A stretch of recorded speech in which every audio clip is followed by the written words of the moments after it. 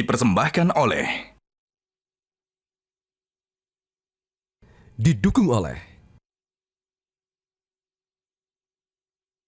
Mas Faisal, di sini ada Mas Fitra Faisal, satu lagi Mas Faisal dari KOR ya.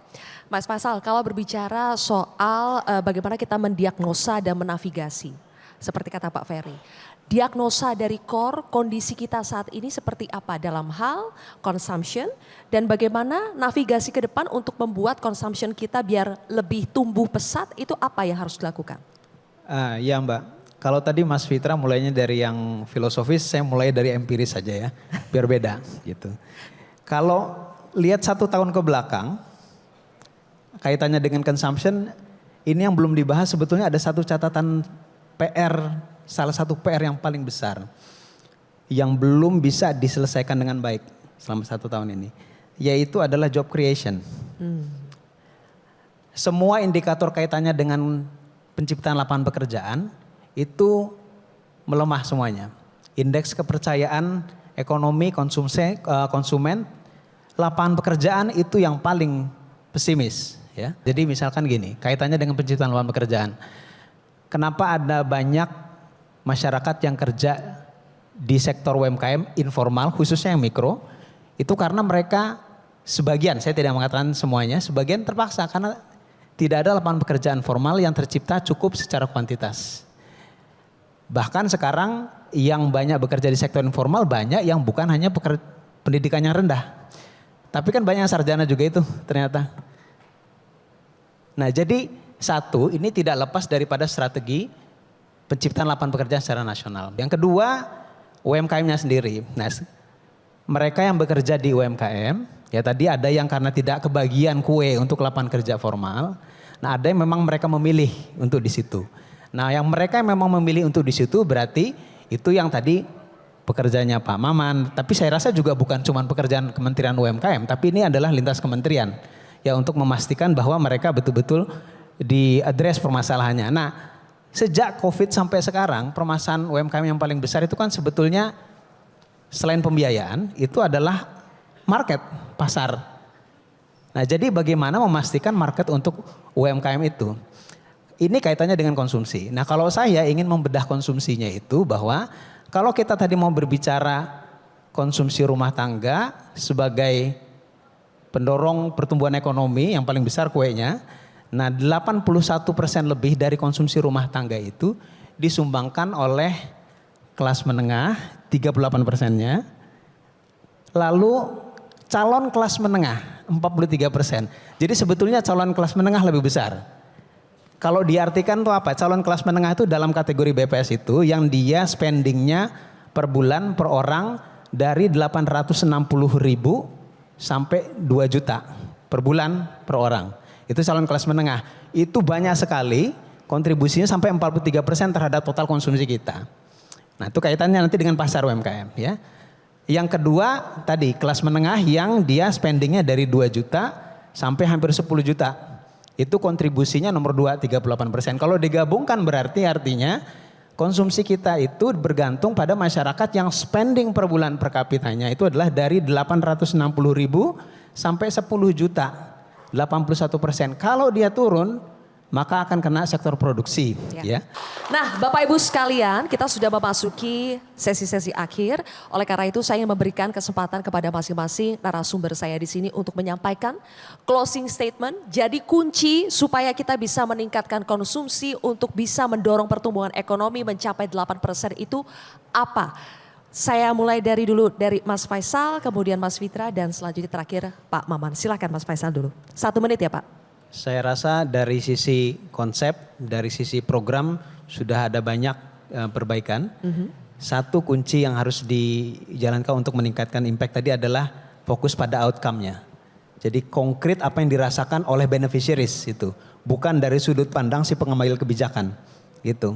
Jadi karena pertumbuhan ekonomi, kesenjangan itu kan dilihat dari empiriknya, dampaknya bukan dari apa yang sudah dilakukan. Jadi itu saja Mbak, makasih. Terima kasih Pak Faisal.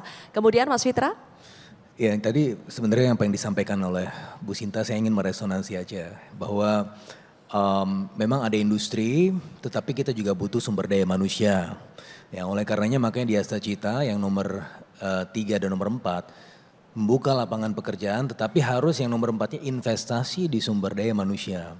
Nah ini yang disebut sebagai absorptive capacity. Saya tulis di buku saya, Economic Resurgence in ASEAN, terbitan Palgrave, itu FDI masuk oke. Tapi FDI itu tidak mampu diberdayakan kalau manusianya tidak unggul. Maka sekarang kita juga bicara mengenai pengembangan sumber daya manusia. Investasi di sekolah, ada sekolah rakyat, sekolah Garuda. Investasi di nutrisi, ada makan bergizi gratis. Investasi di off-taker, ada koperasi merah putih, UMKM dan seterusnya. Nah itu merupakan satu ekosistem yang utuh untuk membangun sumber daya manusia untuk mampu untuk meraih atau mengutilisasi peluang-peluang ekonomi yang masuk. Oke, investasi di sumber daya manusia. Terima kasih. Ibu Sinta? Saya selalu menjawab pada akhirnya adalah Indonesia Incorporated yang kita mau bangun.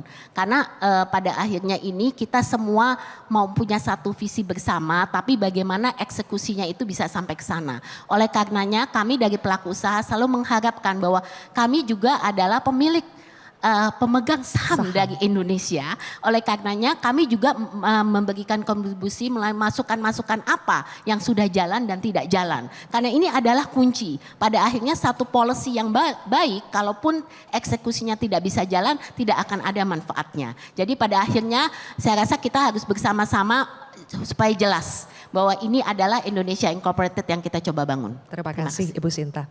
Saya selalu menganggap bahwa keberadaan pengusaha-pengusaha besar seperti Hipindo, Apindo dan lain sebagainya, koperasi, usaha mikro, usaha kecil, usaha menengah, itu adalah tidak lebih tidak kurang seperti bala tentara pilihan-pilihan yang memang kita lihat terhadap kondisi di lapangan tuh. Artinya dengan adanya kolaborasi ini akan terbangun sebuah semangat positif yang pada akhirnya ujung-ujungnya adalah bukan untuk memperkaya korporasi A, bukan untuk memperkaya kelompok B ataupun kelompok C.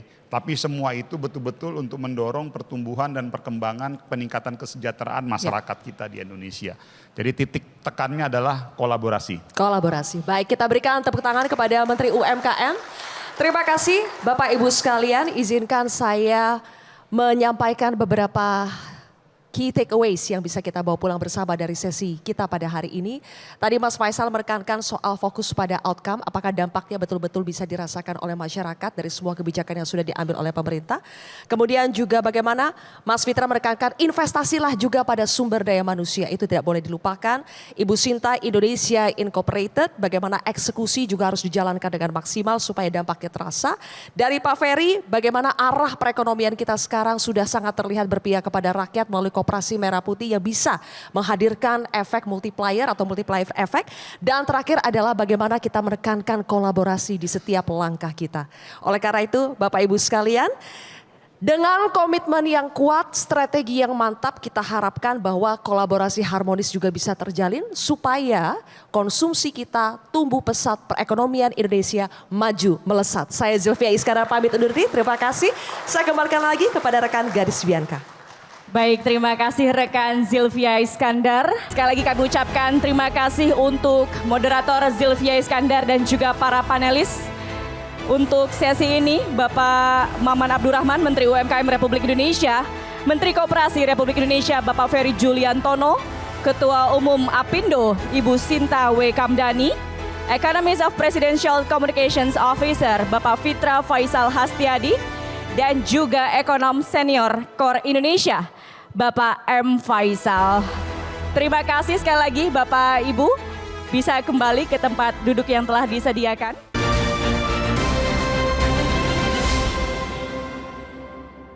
Dipersembahkan oleh, didukung oleh Jelajahi cara baru mendapatkan informasi. Download Metro TV Extend sekarang.